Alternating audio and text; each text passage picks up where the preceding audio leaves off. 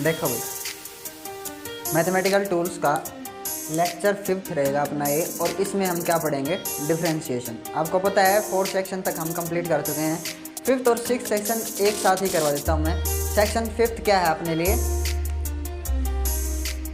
Function, ठीक है ना, तो फंक्शन भी साथ ही निपट जाएगा इसके। सो डिफरेंशिएशन क्या है, डिफरेंशिएशन कैलकुलस में आता है बेटा।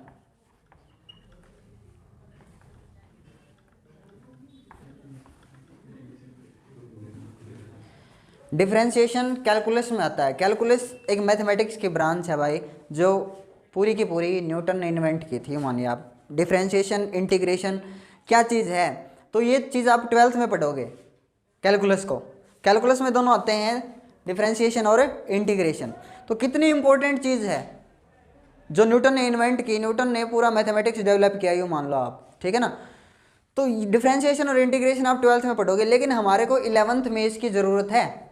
फिजिक्स में कुछ न्यूमेरिकल्स हैं या कुछ प्रॉब्लम्स हैं, उनको सोल्व करने के लिए, सॉर्ट आउट करने के लिए अपने को डिफरेंशिएशन इंटीग्रेशन की जरूरत होगी। तो क्या है डिफरेंशिएशन और इंटीग्रेशन, जितनी ज़्यादा हमारे को रिक्वायरमेंट है, बस जितनी रिक्वायरमेंट है उतना ही पढ़ेंगे, उससे ज़्यादा नहीं पढ़ेंगे।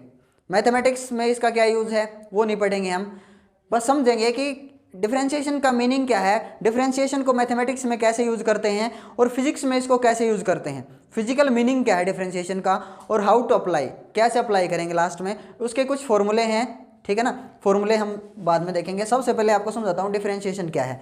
तो मैंने बताया था 5th सेक्शन भी इसके साथ ही कवर हो जाएगा, देखिए ध्यान से। सबसे पहले आप क्या देखोगे, क्वांटिटी। सबसे पहले हम फिजिक्स में किन को देखते हैं, क्वांटिटीज़ को। कोई भी क्वांटिटी है, स्पीड, वेलोसिटी, एक्सेलरेशन, सारी की सारी कुछ फंडामेंटल क्वांटिटीज़ हैं, हमने सारी चीज़ें पढ़ रखी है, क्वांटिटी। अब क्वांटिटी को कैटेगराइज किया गया, और क्वांटिटी कितने टाइप की होती है बेटा, 2 टाइप की, ठीक है ना। क्वांटिटी कितने टाइप की, 2 टाइप की, constant and variable.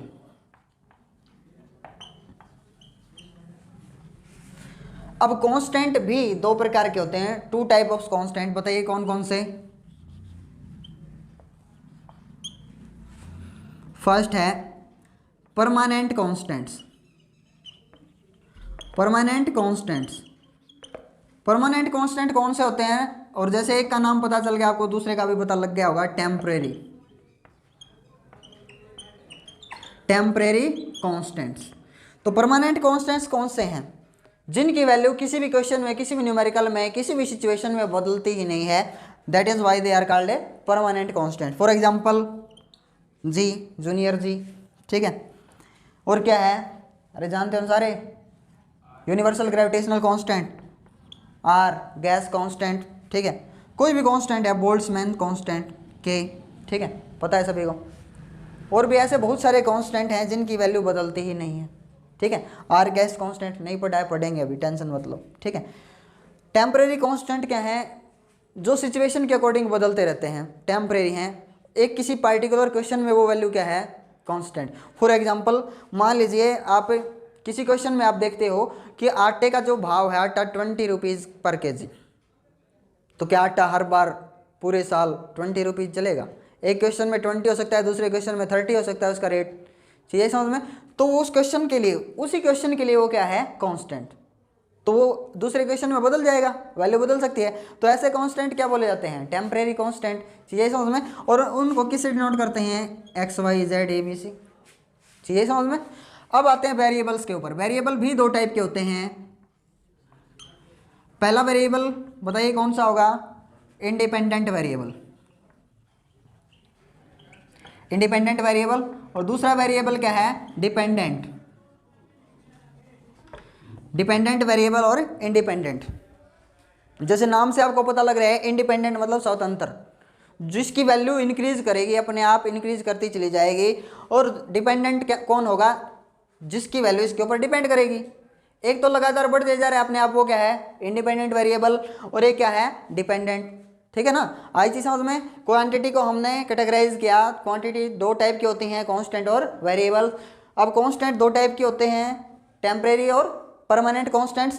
Variable 2 types होते हैं, एक होता है इंडिपेंडेंट और डिपेंडेंट वेरिएबल।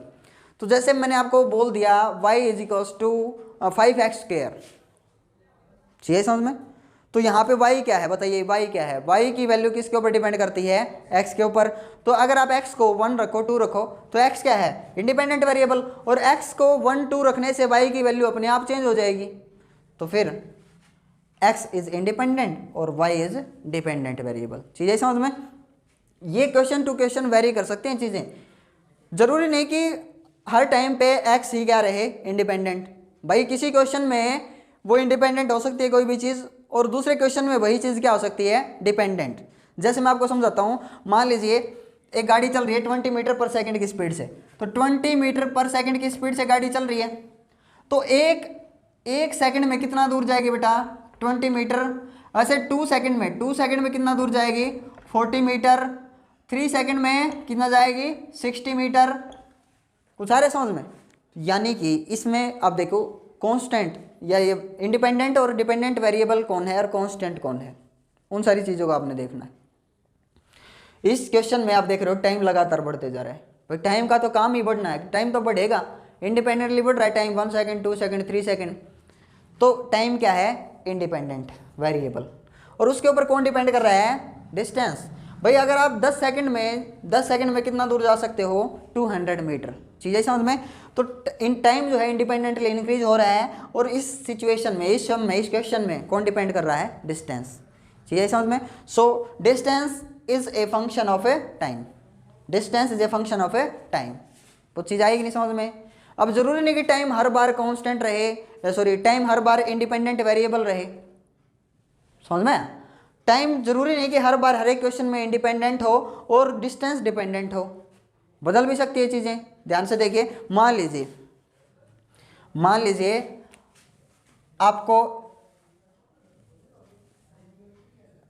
2 आवर्स के लिए बाइक मिल गई, ठीक है, 2 आवर्स के लिए बाइक मिल रही है आपको। तो अगर आप 50 की स्पीड से चलोगे बाइक पे तो कितना दूर जाओगे 2 घंटे में, 100 किलोमीटर। अगर आप 100 की स्पीड से जाओगे तो 2 आवर्स में कितना दूर जाओगे, 200 किलोमीटर। चीज़ आई समझ में। तो यानी कि स्पीड के ऊपर कौन डिपेंड करता है, डिस्टेंस। नहीं आया समझ में। अगर आप 50 की स्पीड से जा रहे हो तो आप कितना कवर कर पाओगे 2 घंटे में, 100। और अगर आप 100 की स्पीड से जाओगे तो 2 घंटे में कितना कवर कर जाओगे, 200 किलोमीटर। चीज़ आएगी नहीं समझ में। तो यानी कि स्पीड के ऊपर कौन डिपेंड करता है, डिस्टेंस। पिछले क्वेश्चन में क्या था, डिस्टेंस जो है वो किसका फंक्शन था, टाइम का।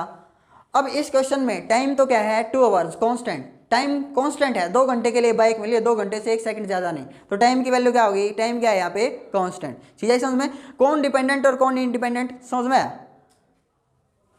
Distance is a function of A speed, समझ में। जितनी ज़्यादा आप स्पीड रखोगे उतना ज़्यादा डिस्टेंस इंक्रीज करता चला जाएगा। बताओ आया कि नहीं समझ में।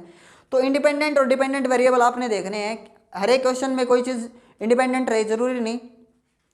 पहले क्वेश्चन में क्या था, टाइम इंडिपेंडेंटली इंक्रीज कर रहा था और उसके ऊपर डिस्टेंस डिपेंड कर रहा था। चीज़ें समझ में। तो ये आपको उस सिचुएशन को देख करके आपने हिसाब लगाना है, ये चीज़ सोचनी है कि कौन डिपेंड कर रहा है किसके ऊपर, कौन डिपेंडेंट है और कौन इंडिपेंडेंट है। चीज़ें समझ में। अब आता हूँ मैं फंक्शन के ऊपर। अब इसको मैं लिखूंगा कैसे, जैसे इंडिपेंडेंट या डिपेंडेंट जो चीज़ मैंने बोली अभी, इसको मैं लिखूंगा कैसे। जैसे मैंने लिखा y डिपेंड्स ऑन x, समझ में। y कुछ भी हो सकता है, y डिस्टेंस हो सकता है, y स्पीड हो सकती है, कुछ भी हो सकता है। तो डिस्टेंस टाइम के ऊपर डिपेंड कर सकता है, ठीक है, डिस्टेंस स्पीड के ऊपर डिपेंड कर सकता है। चीज़ आई समझ में। हाँ, तो ये चीज़ आपने देखनी है कि डिपेंडेंट कौन है और इंडिपेंडेंट कौन है क्वेश्चन में। तो अब मैं इसको लिखना नहीं चाहता ऐसे, क्योंकि हम थोड़े से मॉडर्न लोग हैं। मॉडर्न लोग इतना बड़ा थोड़ी ना लिखेंगे। y डिपेंड्स ऑन x, तो क्या लिखेंगे, y is a function of x।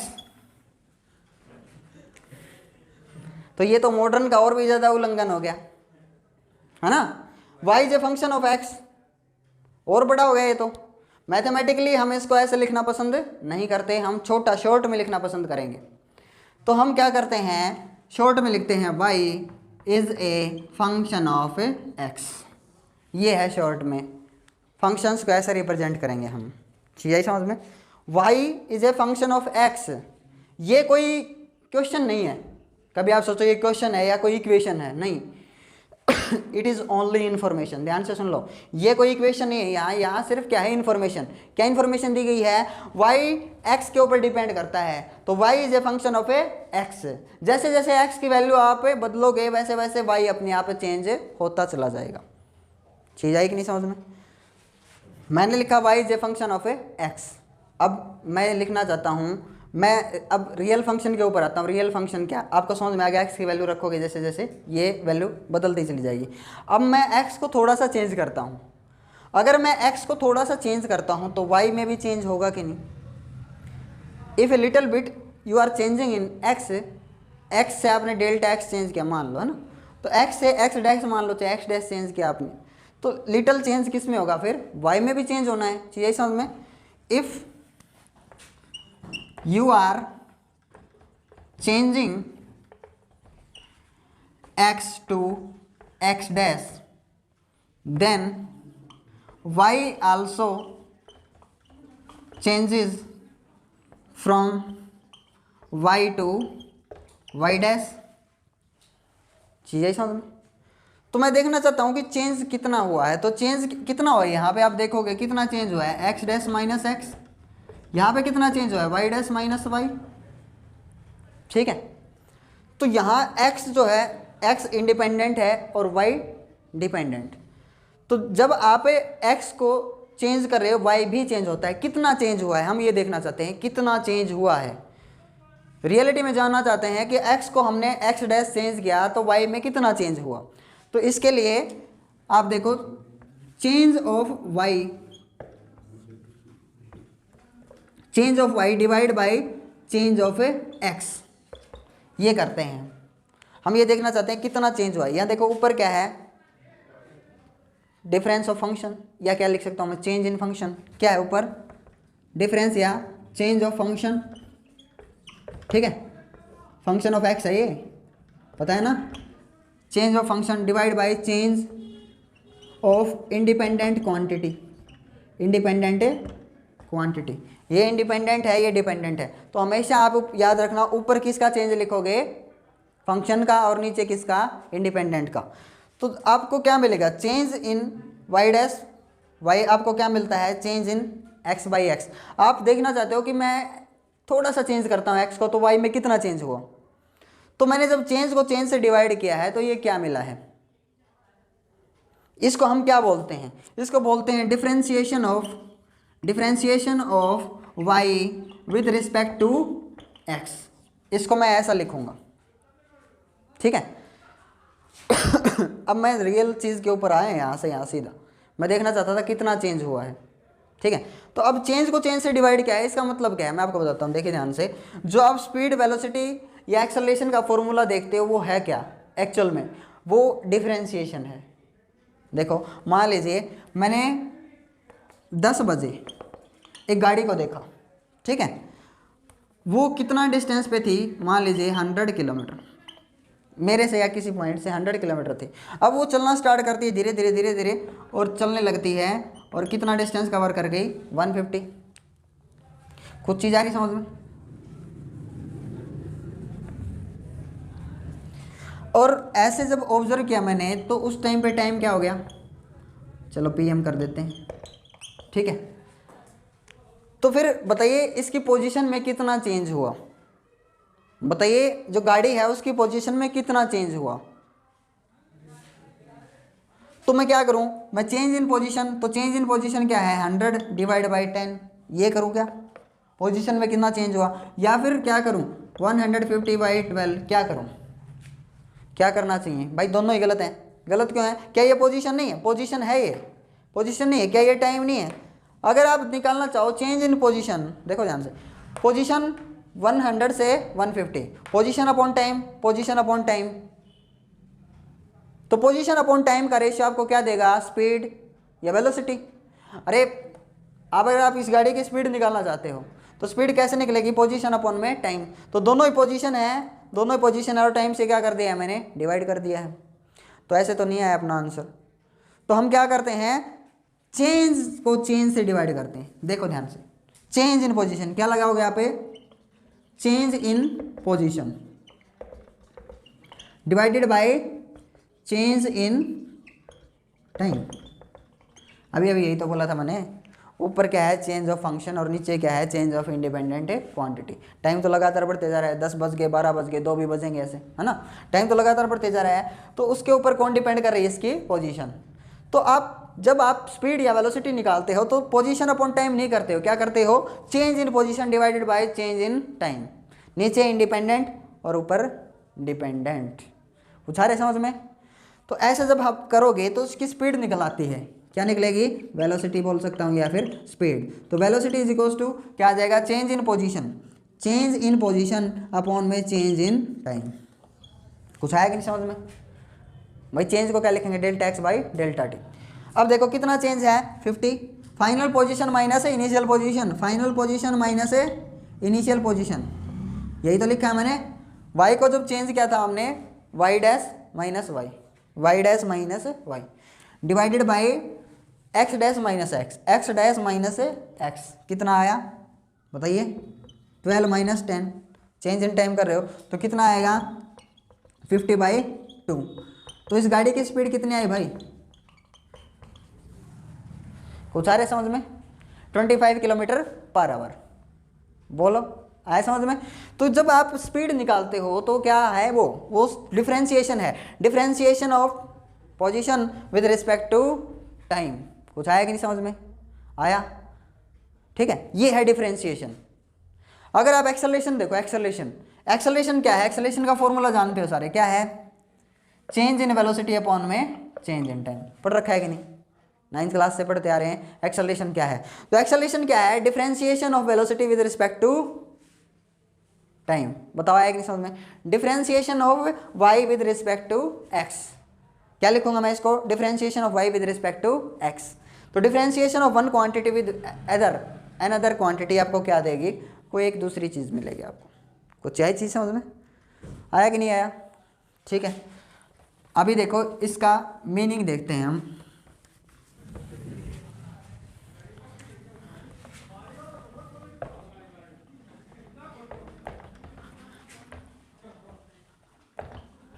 Mathematical meaning देखिए क्या होगा,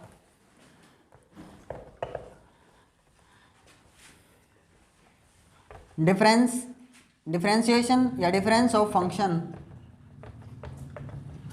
divided by difference of independent quantity, ठीक है। फिजिकल मीनिंग क्या है इसके लिए,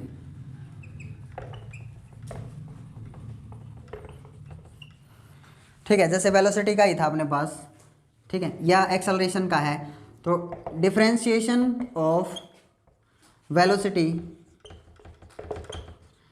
with respect to time, velocity का differentiation with respect to time gives you acceleration. ये फिजिकल मीनिंग हुआ। कुछ आई चीज़ समझ में आया कि नहीं आया। मैथमेटिक्स में ऐसे लिखेंगे, difference of function divide by difference of independent quantity. Physics में ऐसे लिखेंगे, differentiation of position with respect to time velocity, है ना। Differentiation of position with respect to time gives you velocity, और differentiation of velocity change in velocity upon में time gives you acceleration. चीज़ आई समझ में। अब एक चीज़ ध्यान से देखिए, हमने क्या किया है, पहले डिफरेंस क्या है, ऐड किया है, सब्ट्रैक्शन क्या है, क्या किया है। यहाँ पे जब आपने ये देखा था change in y divided by change in x, जब आपने ऐसा किया है तो आपने पहले क्या किया है, ऐड किया है, सब्ट्रैक्ट किया है, डिवाइड किया है, क्या किया आपने, पहले क्या किया हमने, सब्ट्रैक्शन डिफरेंस, और फिर क्या किया है, डिवाइड। तो मैं इसको देखो बनाता हूँ अभी, डिफरेंस, और फिर क्या किया हमने, डिफरेंस, और साथ में क्या किया है, डिवाइड या डिवीजन। ठीक है समझ में। अब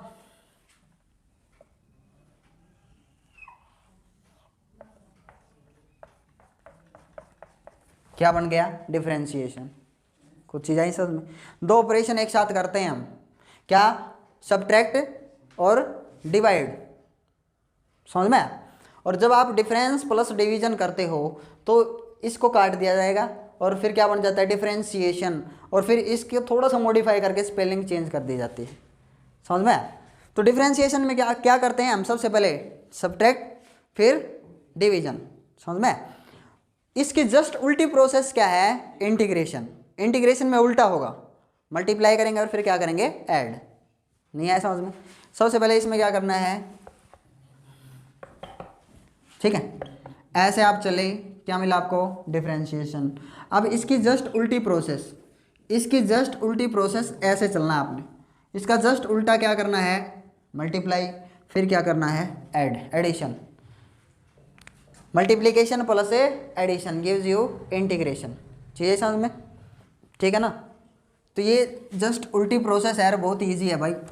अभी देखो, हमने मैथमेटिकल मीनिंग देख लिया और फिजिकल मीनिंग देख लिया। एक बहुत ही ज़बरदस्त यूज़ है इसका ज्योमेट्री के अंदर। तो ज्योमेट्रिकल मीनिंग हो देते हैं डिफरेंशिएशन का, फिर ये कंप्लीट हो जाएगा। ज्योमेट्रिकल मीनिंग क्या है? ज्योमेट्रिकल इंटरप्रिटेशन भी बोल सकते हैं इसको, या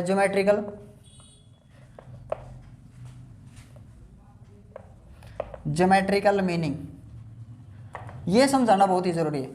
अब देखिए, एक ग्राफ दिया गया आपको, ठीक है, ऐसा ग्राफ मिला आपको, ये y और ये x, ठीक है, ये ग्राफ आपको मिला।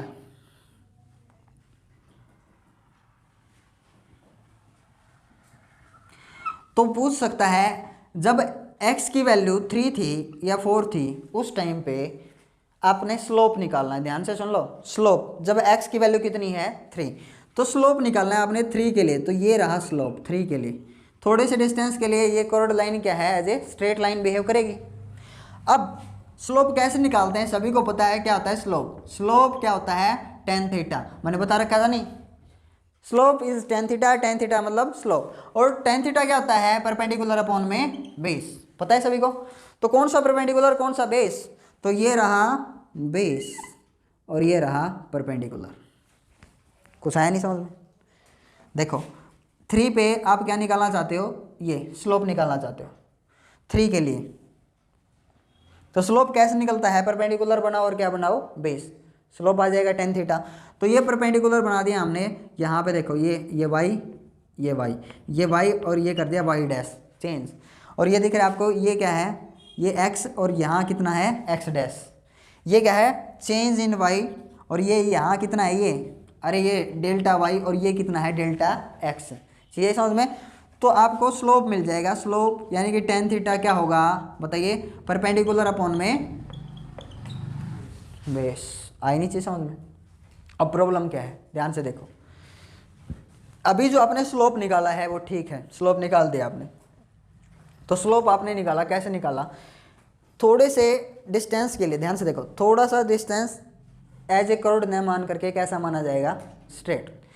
लेकिन अगले ने बोला कि एग्जैक्ट 2 सेकंड या एग्जैक्ट 3 या 4 सेकंड का स्लोप निकालिए। एग्जैक्ट 3 सेकंड का स्लोप पूछ लिया, एग्जैक्ट 3 सेकंड का।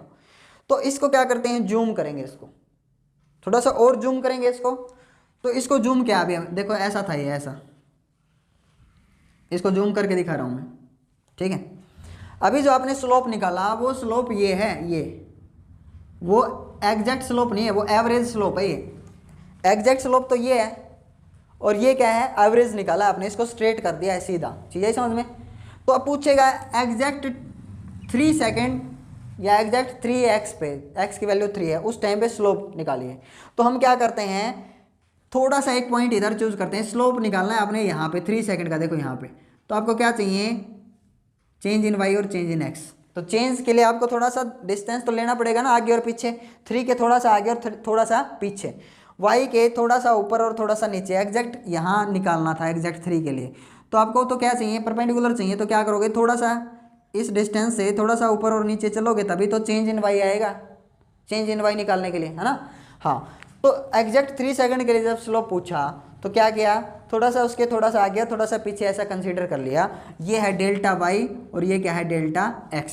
अब बोल दिया हमने, स्लोप निकाल दिया है delta y by delta x, ठीक है। ये स्लोप आ गया है। लेकिन इससे भी सेटिस्फाई नहीं हुआ अगला। अगले ने बोला ये तो एकदम से उठा है ऐसा, और अभी भी करेक्ट नहीं है। पहले देखिए ध्यान से, मैं समझाने की कोशिश कर रहा हूँ। पहले जब इसने 3 पे स्लोप पूछा था ना, 3 से कितना आगे चले थे हम? 1 आगे चले थे, 4, और कितना पीछे चले थे? 1 पीछे। ताकि क्या निकाल सको आप, चेंज इन एक्स। भाई अकेले 3 पे आप चेंज इन एक्स कितना लिखोगे, चेंज इन एक्स है ही नहीं अकेले 3 के ऊपर, तो थोड़ा सा आगे थोड़ा सा पीछे लेना पड़ेगा ना, तभी तो चेंज इन एक्स मिलेगा, चेंज इन वाई मिलेगा। एग्जैक्ट तो मुश्किल है निकालना, तो हम क्या करते हैं, थोड़ा सा इसको जूम किया हमने और फिर थोड़ा सा 3 के आगे चले हम, कितना चले 0.5, थोड़ा सा पीछे चले कितना 0.5, यानी कि यहाँ कितना है 3.5 और यहाँ कितना है 2.5। पहले कितना था यहाँ पे 3, यहाँ पे कितना था, सॉरी यहाँ पे 3, यहाँ पे कितना था 2, यहाँ पे कितना था 4। ठीक है समझ में। अभी हमने थोड़ा सा आगे थोड़ा सा पीछे कर दिया इसको, अभी भी सेटिस्फाई नहीं हुआ, अगला बोला एकदम से ऐसे उठाया, ये तो रॉकेट की स्पीड का जो ग्राफ है, ये रॉकेट की एग्जैक्ट स्पीड निकालनी है, 3 सेकंड पे रॉकेट कितनी स्पीड अचीव कर लेगा। तो एग्जैक्ट निकालने के लिए क्या करेंगे, इसको थोड़ा सा और जूम करेंगे और एक थोड़ा सा पॉइंट आगे लेंगे, थोड़ा सा पॉइंट पीछे। तो डेल्टा एक्स और डेल्टा वाई की वैल्यू क्या लेंगे, बहुत ज़्यादा छोटी, बहुत ज़्यादा क्लोज एक दूसरे के।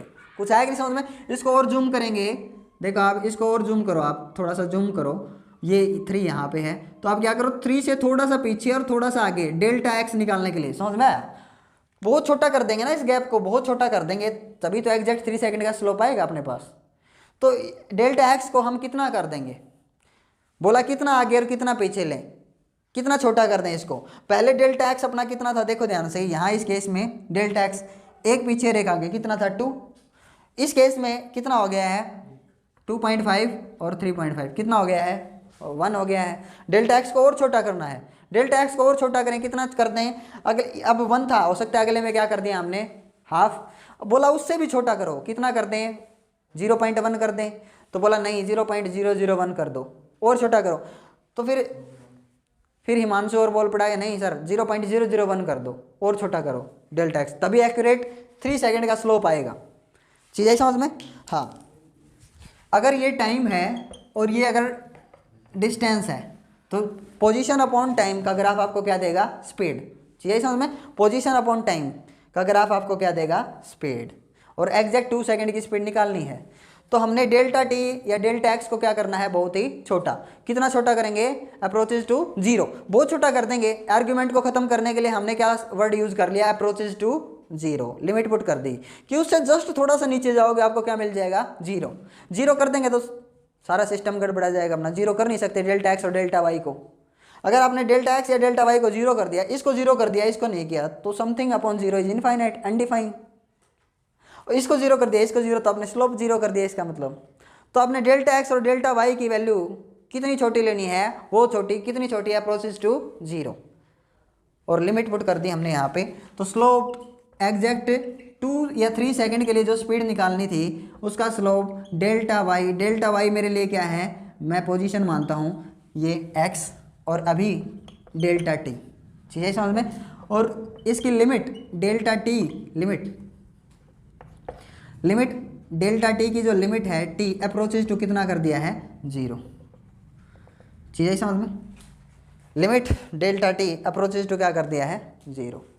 तो उस टाइम पे ऐसा लिखना हर बार थोड़ा सा मुश्किल हो जाता है अपने लिए, दिक्कत देता है बार बार। जब लिमिट ऐसे टेंस टू 0 करेंगे, tends to 0, limit tends to 0, बार बार ऐसा लिख नहीं सकते हम, बड़ा हो जाएगा। तो हमने क्या बोल दिया, जो स्पीड अपने पास आएगी, तो delta x by delta T को क्या लिख देंगे, डी एक्स बाई डी